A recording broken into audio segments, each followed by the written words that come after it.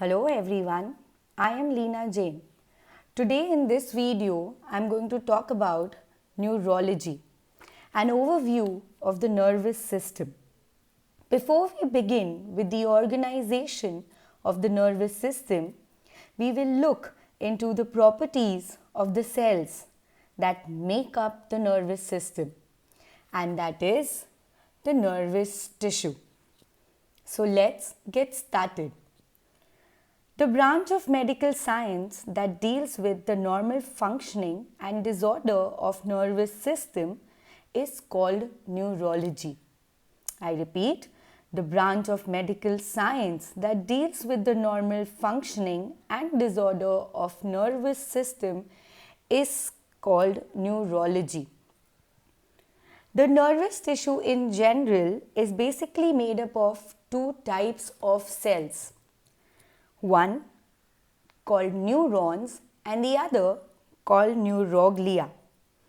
The neuron cells are also called as nerve cells, whereas the neuroglia cells are also known as glial cells.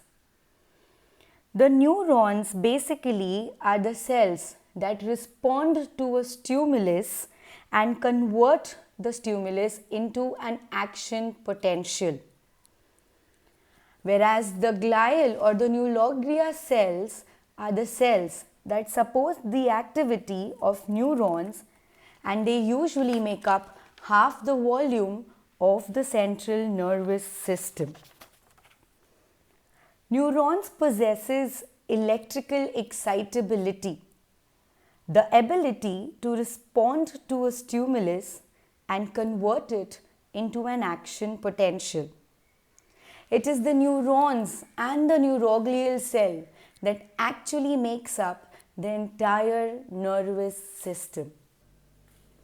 Once we are clear about the nervous tissue, let's talk about the nervous system. The nervous system of a human body consists of two main subtypes. One is the central nervous system, which consists of the brain and the spinal cord, and the other is the peripheral nervous system, which connects the brain and the spinal cord to the entire rest of the body. With a mass of only 2 kg, about 3% of total body weight, the nervous system is one of the smallest and yet the most complex of the 11 body systems. Now let's look into the basics of the nervous system.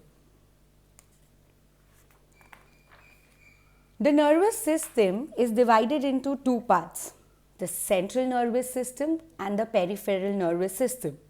As already mentioned a few minutes ago, the central nervous system consists of the brain and the spinal cord, and the peripheral nervous system consists of everything which is outside the brain and the spinal cord, that is the nervous tissue outside the cells of the CNS.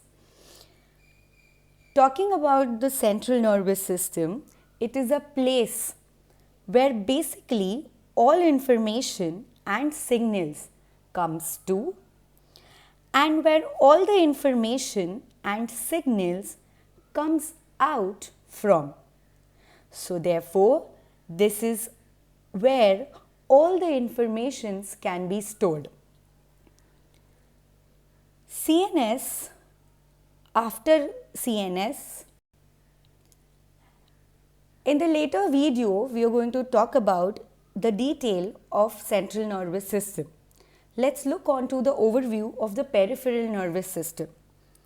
The peripheral nervous system is a system which brings information to the CNS and the information from the CNS. The peripheral nervous system basically works on two types of nerves. The nerves of PNS originating from brain are called cranial nerves, which are 12 pairs in number, and the ones originating from the spinal cord are called spinal nerves, which are 31 pairs in number. As already mentioned, that peripheral nervous system is a system which connects CNS to the body. Now your peripheral nervous system is divided into two parts, the sensory division and the motor division. The sensory division is the part which carries information to the CNS using sensory neuron, whereas the motor division is the part of PNS which carries information from CNS using motor neuron. As it is rightly said, that is why the sensory division is also called as the afferent division and the motor division is also called the efferent division. Afferent, which takes it to the CNS, and efferent, which brings it from the CNS. And here we are talking about the nerve impulses.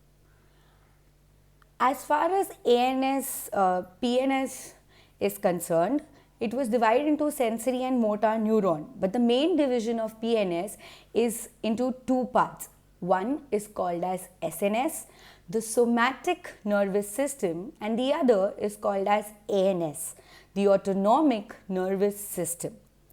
Somatic means self-body cells, and autonomic is not under the control of body.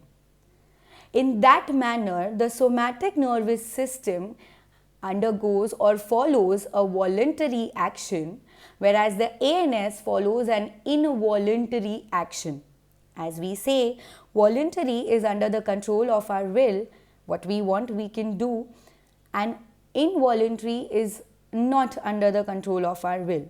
It automatically happens depending upon the homeostasis of the body. Talking about somatic nervous system, it basically deals with the voluntary actions which we do in our body, for example, muscular movement, different type of sensations like touch, smell, hear, etc. Whereas autonomic nervous system deals with two types of divisions. One is called as sympathetic division and the other is called as parasympathetic division. The sympathetic division basically goes and deals with fight or flight motto, and the parasympathetic division deals with rest or digest motto. It means that sympathetic division is almost opposite to the action of parasympathetic division.